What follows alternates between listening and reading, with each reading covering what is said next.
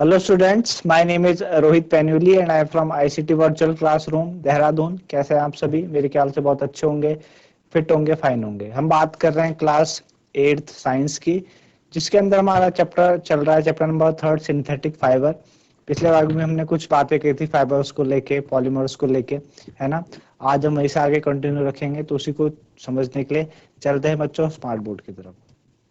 चलिए, तो पहले हम क्विक रिवीजन कर लेते हैं कि हमने कल क्या क्या पढ़ा। हमने बात की थी कि सिंथेटिक फाइबर और जो आपके सिंथेटिक फाइबर्स होते हैं, है ना, वो ड्यूरेबल होते हैं, अफोर्डेबल होते हैं और जो कि पॉपुलर हैं नेचुरल फाइबर्स से। उसके बाद हमने एक और बात की थी कि कभी आपने एक एक्टिविटी करी थी क्लास 7th में, जिसमें कि हमने नेचुरल फाइबर और सिंथेटिक फाइबर को हमने बर्न किया था। और हमने वहाँ पे क्या नोटिस किया था कि जो सिंथेटिक फाइबर्स होते हैं वो डिफरेंटली बिहेव करते हैं नेचुरल फाइबर से बर्निंग के टाइम पे, है ना। आपने नोटिस किया होगा कभी कि सिंथेटिक फाइबर आपके मेल्ट होने लगते हैं जब आप उनको हीट करते हैं। एक्चुअली सिंथेटिक फाइबर का यही डिसएडवांटेज है कि अगर वो उसमें आग लग जाए तो वो डिजास्टरस हो सकता है, फैब्रिक मेल्ट होके आपकी बॉडी के साथ चिपक सकता है ना, और उससे कुछ आपके पास मिस हैपनिंग हो सकती है। इसलिए हमें सिंथेटिक क्लोथ्स को नहीं पहनना चाहिए जब आप क्या करते हैं, किचन में काम कर रहे हैं या लेबोरेटरी में काम कर रहे हैं, ये सारी बातें, है ना। तो है ना, फिर हमने बात की थी कि जितने भी सिंथेटिक फाइबर्स होते हैं उनको नंबर ऑफ प्रोसेस से हम प्रिपेयर करते हैं using raw material of petroleum origin, है ना। जो पेट्रोलियम से आपको मिले हैं इसलिए हम उन्हें क्या कहते हैं, पेट्रोकेमिकल्स भी कहते हैं। हमने कैरेक्टरिस्टिक की बात की थी कि भाई सिंथेटिक फाइबर्स की कुछ क्या है, कैरेक्टरिस्टिक्स है।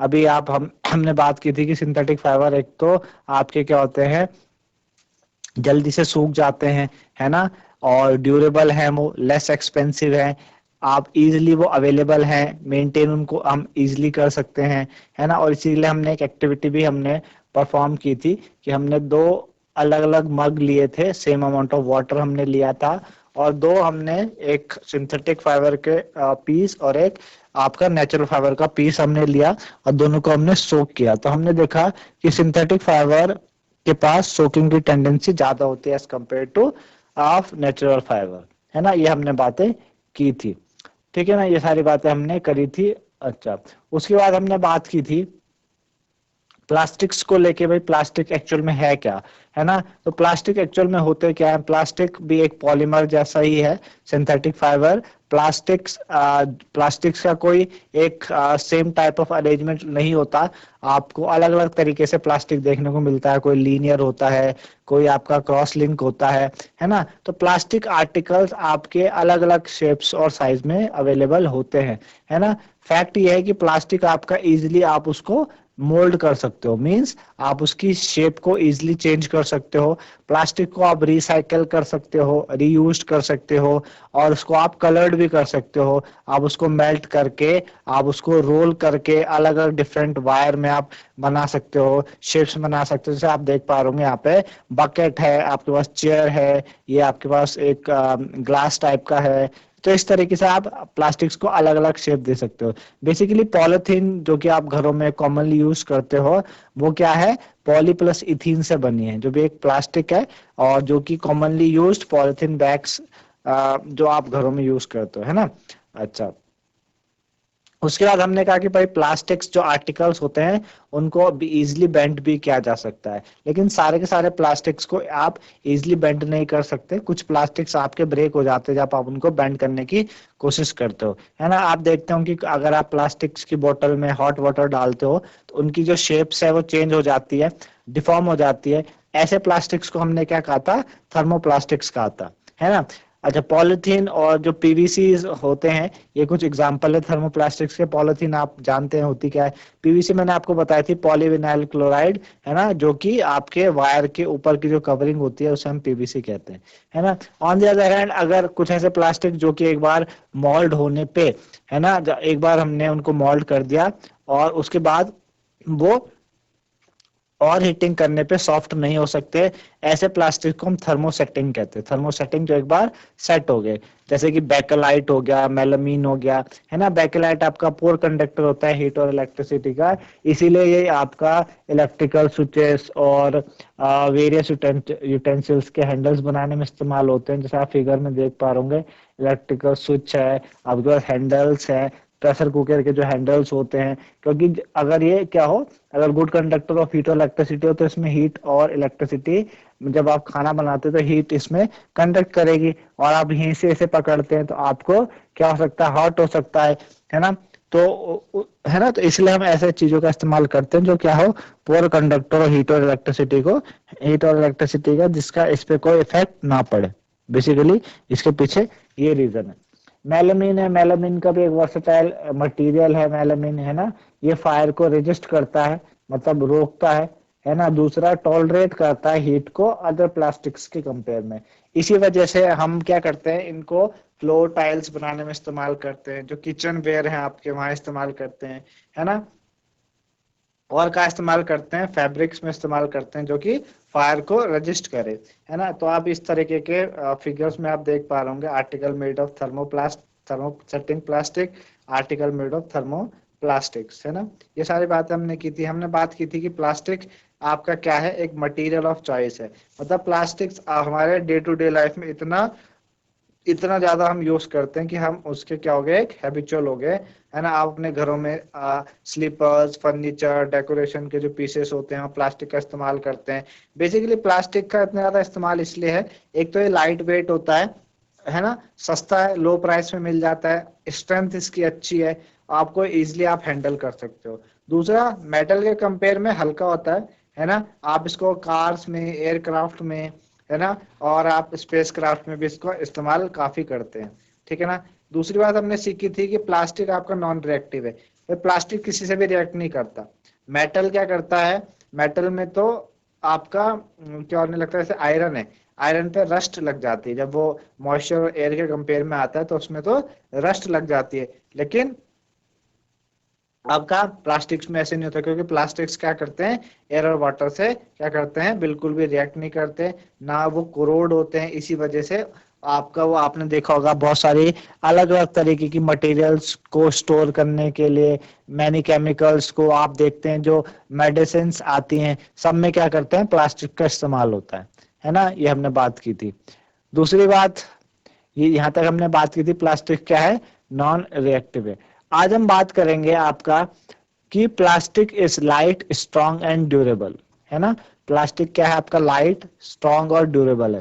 तो अगर आपने पेरेंट्स या ग्रैंड पेरेंट्स से बात करें टाइप्स ऑफ बकेट्स, और जो पुराने टाइम में यूज होती थी, तो कौन सा मटेरियल बकेट्स का या मग्स का वो यूज करते थे, आज की डेट में यूज कर रहे हैं, क्या एडवांटेजेस हैं उन प्लास्टिक्स कंटेनर की। क्या प्लास्टिक्स आपका, एक तो प्लास्टिक्स क्या बहुत ही लाइट है, स्ट्रॉन्ग है, ड्यूरेबल है, आप उसको अलग अलग शेप्स में क्या कर सकते हो, बदल सकते हो। जनरली वो बहुत सारे पर्पस के लिए यूज होता है।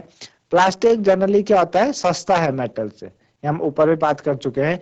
इसी वजह से ये काफी इंडस्ट्री और हाउस होल्ड आर्टिकल्स में यूज होने लगता है। प्लास्टिक्स आर पुअर कंडक्टर, ये हमने बात की थी कि वे प्लास्टिक्स आपके पुअर कंडक्टर है। इसी वजह से प्लास्टिक्स का इस्तेमाल इलेक्ट्रिकल वायर और plastics covering, handle of screw drivers में यूज होने लगता है, ठीक है ना। चलिए, क्या आपको पता है कि plastics find extensive use in the health care industry, है ना। हेल्थ केयर इंडस्ट्री में भी प्लास्टिक्स का काफी इस्तेमाल होता है, जैसे कि टैबलेट्स का पैकेजिंग करना, दवाइयों का, जैसे मैं आपको बता चुका हूँ। Thread used for stitching wound, है ना, जो घाव, जब टाके लगते हैं तो उसके लिए जो धागा यूज होता है। सिरिंजेस, जो डॉक्टर्स जो सिरिंजेस का इस्तेमाल करते हैं, है ना। ग्लव्स, जो डॉक्टर इस्तेमाल करते हैं। बहुत सारे जो मेडिकल इंस्ट्रूमेंट है, वो सारे के सारे ये हो गए। Special plastic cookware is used in microwave oven for cooking food, है ना। माइक्रोवेव ओवन में हम जो कुकवेयर का इस्तेमाल करते हैं, वो एक स्पेशल प्लास्टिक से मिलके बना होता है। तो माइक्रोवेव ओवन में जो हीट क्या करती है, खाना को क्या करती है, पकाती है ना, लेकिन वो उस प्लास्टिक वेसल को अफेक्ट नहीं करती क्योंकि वो एक स्पेशल टाइप का होता है। टेफलॉन जो कि एक स्पेशल प्लास्टिक्स है ना, जिसपे कि ऑयल और वाटर स्टिक नहीं करता, है ना, इसी वजह से ये नॉन स्टिक कोटिंग में इस्तेमाल होता है। आपने सुना होगा आजकल बहुत सारे आपके किचन में यूज होने वाले नॉन स्टिक तवे बर्तन आते हैं, है ना, तो उसमें टेफलॉन की कोटिंग हुई रहती है। तो टेफलॉन की कोटिंग क्या करती है, उसको बचाती है स्टिक होने से, ऑयल और वाटर को स्टिक होने से बचाती है ना। चलिए ये बातें हमने करी। अभी अच्छा, फायर प्रूफ प्लास्टिक्स होते हैं जो, है ना, ऑल दो सिंथेटिक फाइबर आग पकड़ लेते इजीली, लेकिन ये जानना बहुत इंटरेस्टिंग है कि जो यूनिफॉर्म्स होती है फायरमैन की, है ना, जो आग बुझाने वाले होते हैं, फायरमैन की जो यूनिफॉर्म्स होती है, उनमें ना मेलामिन की कोटिंग की जाती है। मेलामिन मेलामिन की कोटिंग किस लिए करते हैं, मेलामिन प्लास्टिक की कोटिंग इसलिए करते हैं ताकि वो मेलामिन आपने ऊपर पढ़ा था, मेलामिन क्या है बच्चों आपका, फायर रजिस्ट करता है, आग को क्या करता है, रोकता है, अपने पास आने नहीं देता। तो फायरमैन की जो कपड़े हैं, क्लोथ्स हैं, उसमें आपकी जो कोटिंग है इसी वजह से की जाती है, क्योंकि क्या हो, और आग अगर उन जब वो आग बुझाने जाते हैं तो वो आग से घिरे रहते हैं, है ना, तो आग उनको अफेक्ट ना करे, उनके कपड़ों को अफेक्ट ना करे। तो बेसिकली उसके पीछे का रीजन ये है। ठीक है, ठीक है। चलिए आगे बात करते हैं प्लास्टिक एंड द एनवायरनमेंट की। जब आप कभी मार्केट जाएं और वहां पे आप जो चीजें हैं उनको रैप करते हैं प्लास्टिक्स में या पैक्ड होते हैं वो पॉलिथीन बैग्स में, है ना, तो that is one reason why plastic waste keep getting accumulated in our home, है ना। तो मेनली यही रीजन है कि जो प्लास्टिक वेस्ट है वो हमारे घरों में जमा हो रहा है। क्यों जमा हो रहा है, आप मार्केट गए, आपने वहां से कुछ भी चीज लेके आए, आप वेजिटेबल्स लेके आए, आप फ्रूट्स लेके आए, तो वो आपको प्लास्टिक्स में देते हैं। ठीक है, आप और भी कुछ चीजें मार्केट में लेने जाते हैं, वो प्लास्टिक्स में आती हैं, है ना। कुछ आपके रैप्ड आइटम्स होते हैं, पैक्ड आइटम्स, वो भी प्लास्टिक्स में आते हैं। तो बेसिकली प्लास्टिक वेस्ट का जो जमा होने का कारण है हमारे घरों में, बेसिकली वही है। अल्टीमेटली प्लास्टिक्स क्या करता है, गार्बेज में जाता है, और वहां पे प्लास्टिक्स का डिस्पोजल वो एक मेजर प्रॉब्लम है। प्लास्टिक्स आपका डिस्पोज नहीं होता। बेसिकली प्लास्टिक्स क्या होता है, आपका डिस्पोज नहीं होता। अब ये डिस्पोज होना और ना होना किस पर डिपेंड करता है, बेसिकली कोई भी मटेरियल जो कि नेचुरल प्रोसेस द्वारा डिकम्पोज हो जाए, ऐसे चीजों को हम कहते हैं बायोडिग्रेडेबल। अब नेचुरल प्रोसेस द्वारा कैसे वो डिकम्पोज होंगे, किसी बैक्टीरिया के एक्शन के कारण, है ना, किसी बैक्टीरिया के एक्शन के कारण। तो ऐसी चीजों को हम कहते हैं बायोडिग्रेडेबल। बायोडिग्रेडेबल मतलब जो क्या होते हैं, खत्म होने लगते हैं by the action of micro organism, है ना। जैसे आपके घरों में क्या होता है, हमारे घरों में जो वेस्ट होता है, वेजिटेबल वेस्ट होता है ना, वेजिटेबल पील्स का वेस्ट है, तो वो अगर आप उसको डालो तो वो धीरे धीरे क्या होने लगता है, खत्म होने लगता है, क्योंकि वो बायोडिग्रेडेबल है। वो इजिली क्या करता है, उन जो माइक्रो ऑर्गेनिजम्स हैं वो उनको खत्म कर लेते हैं इजिली, है ना। नॉन बायोडिग्रेडेबल्स क्या होते हैं कि भाई ऐसे material which is not easily decomposed by natural process, ऐसे मटेरियल जो कि नेचुरल प्रोसेस द्वारा डिकम्पोज नहीं होते, तो ऐसे चीजों को, ऐसे मटेरियल्स को हम कहते हैं नॉन बायोडिग्रेडेबल। क्या कहते हैं बच्चों, नॉन बायोडिग्रेडेबल, है ना। तो मेरे ख्याल से आप लोगों को समझ में आ रहा होगा बेसिकली बायोडिग्रेडेबल क्या है, नॉन बायोडिग्रेडेबल क्या है। ये आपके पास क्या है, टाइप ऑफ वेस्ट है ना, और अप्रोक्सीमेट टाइम दिया है इनको डिजनरेट होने का, मतलब इनको कितना समय लगता है वो होने में, खत्म होने में by the action of micro organism. Nature क्या है इनका, बायोडिग्रेडेबल है, नॉन बायोडिग्रेडेबल है ना। एक बार आप इनको देख सकते हैं। चलिए, तो आपने देखा होगा इसमें आपको दे रखे हैं टाइप ऑफ वेस्ट, जैसे कि वेजिटेबल्स के छिलक है, फ्रूट्स के छिलक हैं, पील्स बीन्स, और लेफ्ट ओवर फूड स्टफ, है ना, जो बचा हुआ खाना होता है, वो चीजें, बचा हुआ खाना वो चीजें, है ना। तो approximate time taken to degenerate, है ना, कितना टाइम लगता है डीजनरेट होने में, 1 से 2 हफ्ते लग जाते हैं इन चीजों को। तो ये क्या है, बायोडिग्रेडेबल है ना, कैसा है, बायोडिग्रेडेबल। पेपर है, पेपर को 10 से 30 दिन लगते हैं, ये भी बायोडिग्रेडेबल है। कॉटन के जो कपड़े होते हैं उनको 2 से 5 महीने लगते हैं, ये भी बायोडिग्रेडेबल है। और जो लकड़ी है, लकड़ी को 10 से 15 साल लग जाते हैं, 10 से 15 साल वो डिग्रेड होने में, ये भी बायोडिग्रेडेबल है। आपके जो वुलन क्लोथ्स होते हैं, है ना, गर्म जो कपड़े होते हैं, उनको कम से कम 1 साल लग जाता है, 1 साल, ये भी बायोडिग्रेडेबल है। टिन, एल्यूमिनियम और जो अदर मेटल कैंस है, इनको 100 से 500 साल लगते हैं, तो नॉन बायोडिग्रेडेबल की कैटेगरी में आ गया। प्लास्टिक्स बैग्स, आप देखिए, प्लास्टिक बैग्स को डिकम्पोज होने में सेवरल ईयर, बहुत साल लग सकते हैं, तो ये भी नॉन बायोडिग्रेडेबल की कंडीशन में आ गया, है ना। ठीक है, तो मेरे ख्याल से आप लोगों को समझ में आया है ना, किस तरीके से टेबल आपको दी गई थी।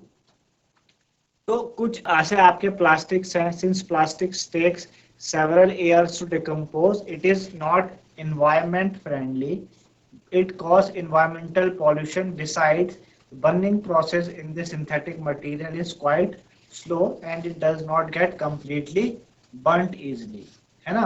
जो प्लास्टिक्स होता है उसको क्या लगते हैं, कई साल लगते हैं डिकम्पोज होने के लिए, है ना। इसी वजह से प्लास्टिक्स आपका एनवायरमेंट फ्रेंडली नहीं है। दूसरा, ये क्या करता है, इन्वायरमेंटल पॉल्यूशन को क्रिएट करेगा, है ना। इसके अलावा आपके जो बर्निंग प्रोसेस होते हैं, जब आप सिंथेटिक मटेरियल को आप बर्न करते हो, वो भी बहुत धीरे होता है, क्वाइट स्लो होता है। और दूसरा, वो इजिली बर्न नहीं करेगा, कंप्लीटली बर्न नहीं करता, पूरी तरह से नहीं जलता, है ना। तो इन दिस प्रोसेस आपकी कई तरह की पॉइजनस गैसेस निकलती है, जो एटमॉस्फेयर में एयर को क्या करती है, पॉल्यूट करती है ना। तो किस तरीके से ये प्रॉब्लम हमको सॉल्व करनी है, या हम कैसे सॉल्व करते हैं। तो कभी आपने देखा है, have you ever seen a garbage dump, जहाँ पे एनिमल्स क्या करते हैं, गार्बेज को खाते हैं। आपके आसपास गार्बेज डंप होगा, वहाँ पे आपने अक्सर देखा होगा कि जो एनिमल्स होते हैं वो क्या करते हैं, गार्बेज को खाने लगते हैं, है ना। गार्बेज यानी कूड़े को खाते हैं। तो in the process of eating food waste, the shallow material like polythene bag and wrappers of food, है ना।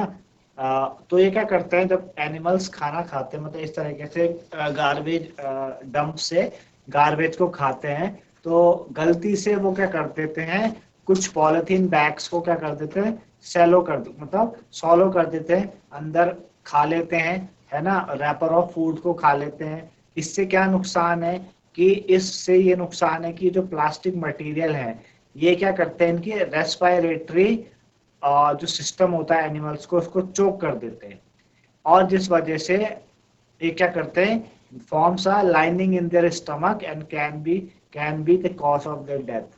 और उस वजह से उनके स्टमक में एक लाइनिंग क्रिएट हो जाती है ना, जिस वजह से उनकी डेथ होने लगती है। तो पॉलीथीन जो पॉली बैग्स है, इसीलिए हमें केयरलेसली इधर उधर नहीं छोड़ना चाहिए, है ना। हमें इररिस्पॉन्सिबली उन्हें नहीं छोड़ना चाहिए, है ना। तो there are responsible for clogging the drains too, है ना। और दूसरा, आप देखते हैं कि जो आपके घरों के आसपास नाली होते हैं, नाले होते हैं, तो वहां अगर कहीं पॉलिथीन बैग्स पड़ी है, वो क्या कर देती है, इनको चोक कर देती है, जिस वजह से पानी जो पानी का जो नेचुरल डायरेक्शन है वो नहीं हो पाता। और आप देखते हैं कि बरसात के टाइम में, है ना, वो जो पानी है वो क्रिएट होने लगता है रोड्स में वगैरह में, आपके घरों के आसपास, है ना। तो इसी तरीके से हमें क्या करना चाहिए, हम क्या होते हैं, काफी केयरलेस होके हम क्या करते हैं, चिप्स के, बिस्किट्स के और दूसरे जो ईटेबल पैकेट्स होते हैं, उनको रोड में, पार्क में या पिकनिक प्लेसेस में हम फेंक देते हैं, है ना। तो हमें एक बार ये करने से पहले 2 बार सोचना चाहिए, है ना। एज अ रिस्पॉन्सिबल सिटीजन हमें कुछ क्या करने चाहिए, कुछ तरीके अपनाने चाहिए कि हम पब्लिक प्लेसेस को क्या कर सके, क्लीन कर सके, और दूसरा फ्री ऑफ प्लास्टिक्स उन्हें हम बचा सके, यानी फ्री ऑफ प्लास्टिक्स। हम ऐसी कोशिश करें कि हम कम से कम क्या करें, प्लास्टिक्स का इस्तेमाल करें। तो कम से कम प्लास्टिक्स का इस्तेमाल कैसे किया जा सकता है कि आप क्या करें, आप प्लास्टिक्स को अवॉइड करें जितना पॉसिबल हो। उसके जगह पे आप कॉटन के बने या जूट के बने बैग्स का इस्तेमाल करें जब आप शॉपिंग में जाएं, है ना। और बायोडिग्रेडेबल और नॉन बायोडिग्रेडेबल वेस्ट को आप अलग अलग क्या करें, अलग अलग सेपरेट करें और उनको डिस्पोज भी अलग अलग करें, है ना। ये प्रैक्टिस आप अपने घरों से करेंगे आप, है ना। तो थोड़ा बहुत क्या होने लगेगा, एनवायरनमेंट में चेंजेस आने लगेंगे, है ना। दूसरा, क्या आप कोई तरीका और सुझा सकते हैं जो आप कंट्रीब्यूट कर सकते हैं towards reducing the use of plastic material, है ना। प्लास्टिक मटेरियल को और कैसे कम किया जा सके, उसके लिए आप और क्या तरीका कर सकते हैं। तो it is better to recycle plastic waste, है ना। प्लास्टिक वेस्ट को आप क्या कर सकते हैं, रिसाइकल, क्योंकि वो डिकम्पोज तो होगा नहीं, है ना। आपने देखा कि उसको बहुत साल, सेवरल सेवरल ईयर्स लग जाते हैं डिकम्पोज होने के लिए। तो नॉन बायोडिग्रेडेबल है, आप उसका क्या कर सकते हैं, उसको रिसाइकल कर सकते हैं, है ना। कैसे, तो मोस्ट ऑफ द थर्मोप्लास्टिक्स को हम रिसाइकल करते हैं। आप उनकी एक लिस्ट बना सकते हैं, है ना, जो कि रिसाइकल हो सकते हैं, है ना। हावेवर रिसाइकिल के समय, है ना, सर्टेन जो कलरिंग एजेंट्स होते हैं वो हमें ऐड करने पड़ते हैं, है ना। This limits it's uses specially for storage of food. उससे क्या होने लगता है, उनकी जो यूजेस है वो एक लिमिट हो जाती है। जो बेसिकली जो हम खाने को स्टोर करने के लिए जो इस्तेमाल करते हैं ऐसे प्लास्टिक्स का, है ना, तो उनकी लिमिट्स क्या हो जाती है, कम हो जाती है। तो एज अ रिस्पॉन्सिबल सिटीजन होने के कारण हमें 5 R प्रिंसिपल्स में ध्यान देना चाहिए। अब ये 5 R प्रिंसिपल्स कौन कौन से हैं। पहला तो रिड्यूस है, फर्स्ट इज रिड्यूस। सेकंड क्या है आपका, रीयूज है ना। First is reduce, second is reuse, है ना। अगला आपका रिसाइकल है, फिर रिकवर है, देन रिफ्यूज, है ना। जितना कम से कम हो उतना आप प्लास्टिक्स का इस्तेमाल को रिड्यूस करिए। तो वो रिड्यूस में आ गया पहला आर। दूसरा आर कि जितना ज्यादा आप प्लास्टिक्स का रीयूज करें, मतलब एक प्लास्टिक ले, उस प्लास्टिक से आप बहुत ही बार क्या करें, रीयूज करें, है ना। उसको ऐसे नहीं फेंक दें, उसका बहुत ज्यादा रीयूज करें। तीसरा, रिसाइकल करें। आप प्लास्टिक्स को क्या करें, रिसाइकल करें, बार बार उसको रिसाइकल करें, क्योंकि खत्म होने वाला तो है नहीं, है ना। फिर आप रिकवर कर सकते हैं, उसको रिकवर करिए। और लास्ट आर हमारे पास क्या है, लास्ट आर हमारे पास है, री यूज, रिफ्यूज, सॉरी। आप जितना कम से कम, मतलब जितना ज्यादा से ज्यादा प्लास्टिक्स को आप रिफ्यूज करिए, है ना। तो अगर आप इस तरीके से हैबिट्स डेवलप करेंगे जो एनवायरनमेंट फ्रेंडली हो, तो आप क्या कर सकते हैं, अपने आसपास अपने नेचर को बचा सकते हैं, प्रोटेक्ट कर सकते हैं। आप देख पा रहे हैं कि आजकल जितनी भी चीजें एनवायरनमेंट में हो रही है वो हमारी ह्यूमन एक्टिविटीज के कारण ही होती है ना। इतने डिजास्टर्स आते हैं, फ्लड्स आते हैं, है ना। और ड्रॉट पड़ता है, सूखा पड़ता है, एनवायरमेंटल चेंजेस हैं, है ना। टाइम टू टाइम जो रेन का जो एक पैटर्न है वो क्या हो रहा है, डिस्टर्ब हो रहा है ना। जिस टाइम पे एक पर्टिकुलर टाइम पे विंटर आते हैं वो शिफ्ट होने लगते हैं, समर शिफ्ट होने लगते हैं, रेन का जो टाइम है वो भी शिफ्ट होने लगता है आगे पीछे। तो ये सारा का सारा किस कारण से, हमारे ह्यूमन एक्टिविटीज के कारण से, है ना। तो हम जितना इन्वायरमेंट फ्रेंडली रहेंगे, है ना, जितना हम इन्वायरमेंट के साथ चलेंगे उतना इन्वायरमेंट हमारा साथ देगी, है ना। और जो भी चीजें हमारे आसपास घटित होती हैं उनसे हम क्या रह सकते हैं, फिर प्रोटेक्ट रह सकते हैं। पर बेसिक चीज क्या है कि हमें ही क्या करना पड़ेगा, पहले एक एक इनिशिएटिव लेना पड़ेगा ताकि हम क्या कर पाए, इन्वायरमेंट को अच्छे से रख पाए, है ना। अब इतना बड़ा इन्वायरमेंट है, आप हर जगह तो नहीं कर सकते, पर आपको जहाँ भी मौका मिले अपने घर से आप शुरुआत करें, अपने आस पड़ोस में आप शुरुआत करें, अपनी कॉलोनी में, अपनी सोसाइटी में आप शुरुआत करें।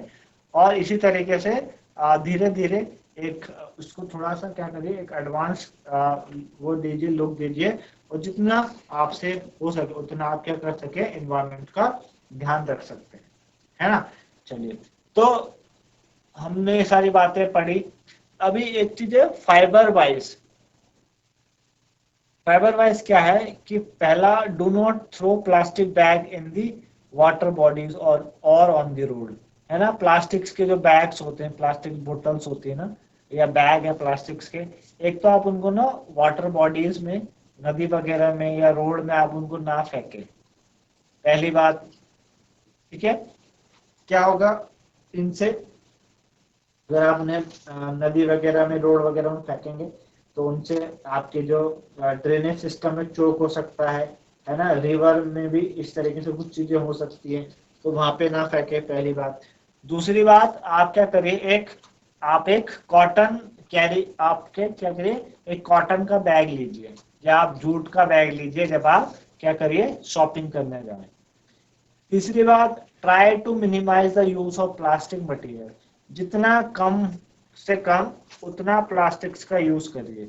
उसके जगह पे आप स्टील का लंच बॉक्स ले लीजिए, प्लास्टिक्स की जगह पे आप स्टील का लंच बॉक्स ले सकते हैं, है ना। क्या कर सकते हैं, स्टील का लंच बॉक्स ले सकते हैं। तो बेसिकली ये सारी बातें अगर आप क्या करेंगे, अप्लाई करेंगे, तो हम क्या कर सकते हैं, एनवायरनमेंट को बचा सकते हैं। ठीक है ना। इसी तरीके से हमने चैप्टर या आपका सिंथेटिक फाइबर हमने कंप्लीट किया। ठीक है ना। अब ये कुछ कीवर्ड्स है, जैसे एसाइक्लिक हो गया, आर्टिफिशियल सिल्क हो गया, नायलॉन है, प्लास्टिक है, पॉलीईस्टर है, पॉलीमर है, पॉलीथीन है, रेयॉन है, सिंथेटिक फाइबर है, टेरेलीन है, थर्मोप्लास्टिक है, थर्मोसेटिंग। इनके ऊपर आपको क्या लिखनी है, इन सबको डिफाइन करना है। कीवर्ड्स हैं, इनको आपने क्या करना है, डिफाइन करना है। ठीक है। तो इस तरीके से बच्चों आज हमने बात की सिंथेटिक फाइबर चैप्टर की और हमने कंप्लीट किया। मेरे ख्याल से आप लोगों को चीजें समझ में आई होंगी। तो आज के लिए इतना ही था। धन्यवाद। Have a nice day.